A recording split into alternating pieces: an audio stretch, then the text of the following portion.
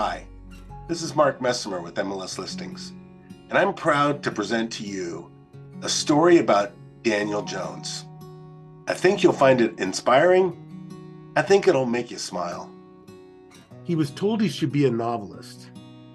He says he is, but he's writing his own story in real estate as one of our real people.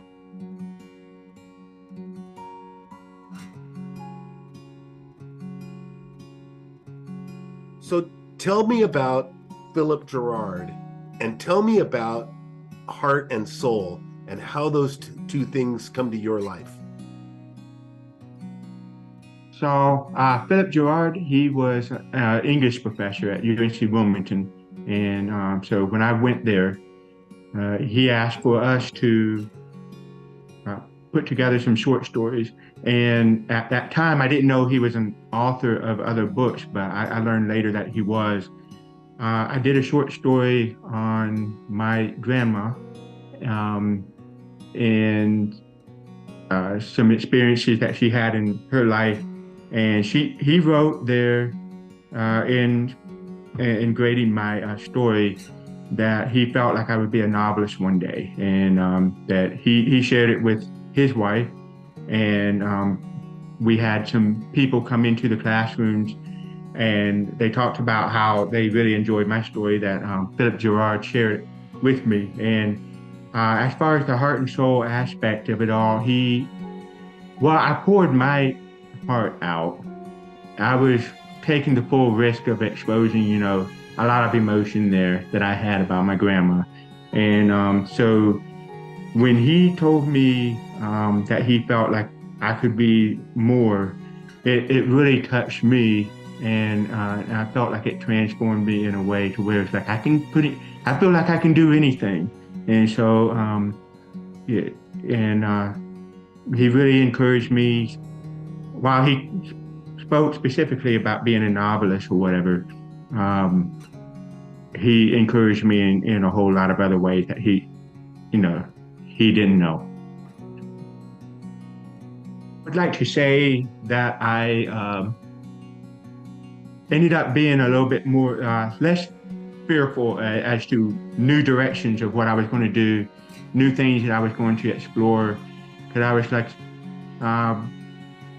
if I could be a novelist, if I had this person who's written a book and he's even signed it, saying the same statement over again, he knew that I was going to be a novelist someday.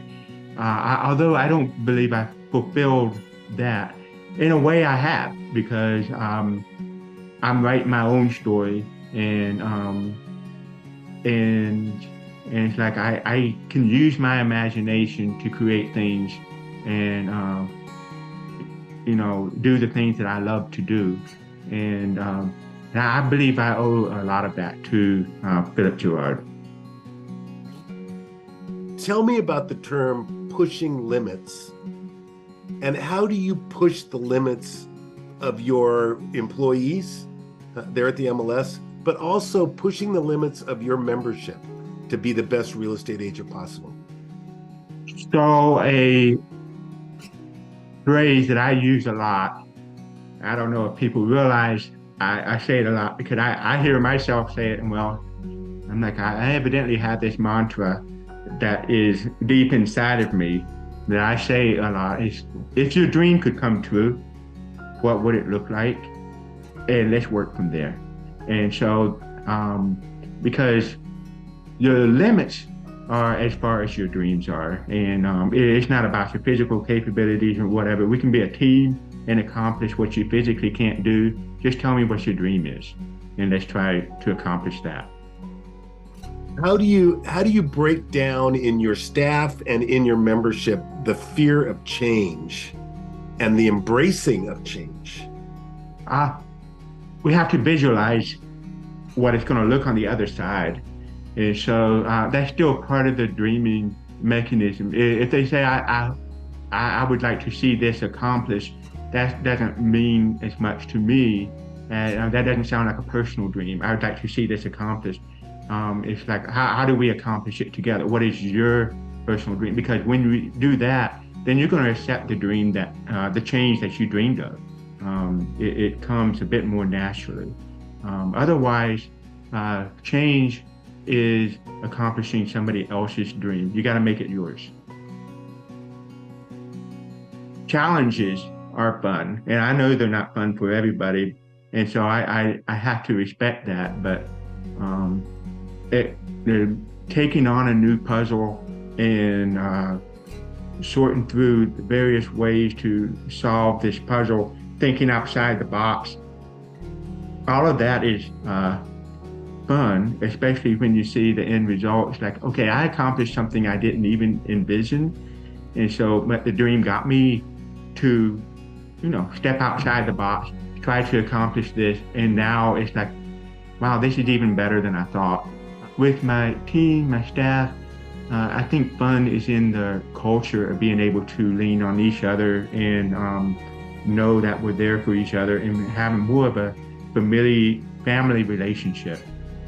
How do you embrace diversity, and how have you turned that into a strength in your organization?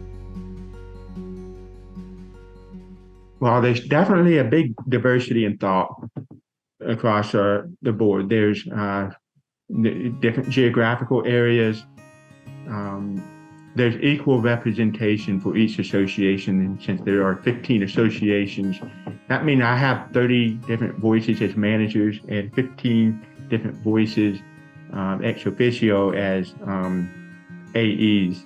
And the conversation that comes from all of them, it can be confusing if it's all at once. And I need all voices to be heard. And so we brought the voices down into smaller groups where they can share their passion.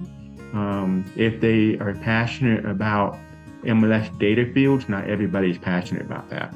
Or if they're passionate about business development, they have a place and a group to go to where people share their passions. And it's really interesting watching someone just come right out of the blue and say, I believe we could do better in this area. And another manager's like, we seem to be doing pretty well in this, but tell me more. And it's like they create something new among them. I think diversity boosts creation of ideas. Well, one of the more obvious challenges I've gone through is, being hard of hearing. And so I'm a cochlear implant candidate. And so I'm pretty severely hard of hearing. And through school, that was not very easy.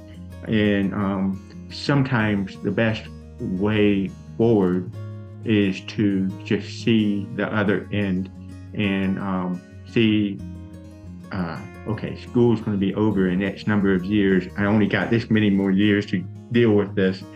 But so that was a way of dealing with the challenge that was not fun. I had to make an adjustment because, there were several challenges coming my way. And so life is precious. And so you just have to find a way to twist the story in, where it doesn't have to be negative. It's up to you how your story plays out. I can make this a good life. And so that's what I chose to do. That's a choice. And I think over time, it just became an innate part of me to take a challenge and say, let's bring it on and mow through it. It could be the most very negative things happen to you, in your life, but you can make a wonderful story out of it. And so it could be an inspiration to somebody else. You could find a way, say, okay, now that I've gone through this, I know how to help someone.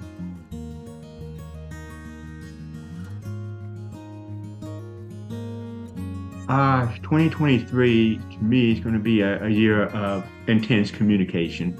It's going to be, because right now CRMLS consists of managers on our board and the AEs. That's 15 AEs and 30 managers. That's a lot of conversation to be had. And although we do break people down into task groups, there's still more that needs to be heard. There's more that needs to be said. And I just want to be an open ear to all of that. So in 2023, be organizing a way to gather all the information that I need. My goal is to be out there and helping facilitate meetings and everything, so I get to hear other people. I don't feel like I get to absorb enough information about what's going on around me. And in 2023, it's going to be about the absorption for sure, but taking really solid action on what I can do with the information that I have. I want North Carolina Regional MLS to not just be a functional organization technology-wise. I want it to be a strong federation of, cooperation, a community, a really solid community of people working together. For your agents, for your realtors, for realtors across the nation, why is participation in their community important? It's important to have good people around you and being involved in the community. I think that's the key. You want to surround yourself with a good philosophy, the philosophy of giving and loving and taking care of each other. What makes Daniel smile? I think it's a certain amount of peace is what makes me smile. I've been through some, storms in life, so to speak, and business or personal, either way, I know what it's like to kind of hold on to negativity and, and there are everyday challenges where it's like you could kind of seep into negativity for a little while, but then it's like, you know what, it's still my story, and so what makes me smile is just seeing just the experiences of life. I no matter what, I'm just going to be at peace about it. And if I'm not at peace, then I got to smile the peace into me. And so it's just got to happen. I think the smiles, I didn't realize I smiled so much, but I think it's all about peace. Would Philip Gerard be smiling right now? Oh, I think so, certainly.